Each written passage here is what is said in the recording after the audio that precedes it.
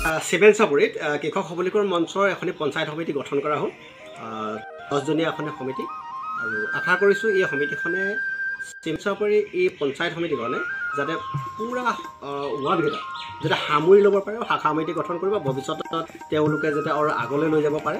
তাকে আশা কৰিছোঁ বিশেষকৈ আমাৰ কৃষক সবলীকৰণ মঞ্চৰ উদ্দেশ্য হয় যে আমি সবলীকৰণৰ দিশত আগবাঢ়িব লাগিব সেয়েহে আজি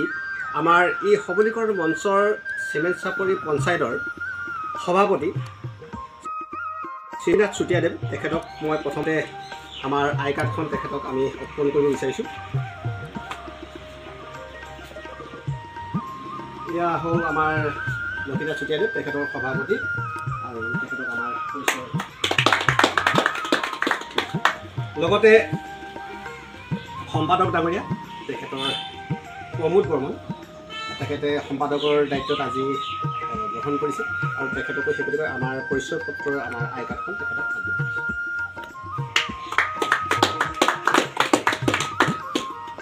লগতে আমাৰ কৃষক সবলীকৰণ মঞ্চৰ সংবিধান আৰু ফৰ্ম আৰু আজি সমিতি গঠন কৰা সকলো তথ্য পাতি আমাৰ সভাপতি মুখলৈ আগবঢ়ালোঁ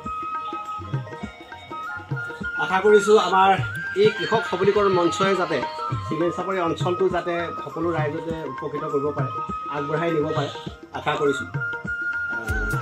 ইমান লগতে গঠন হয়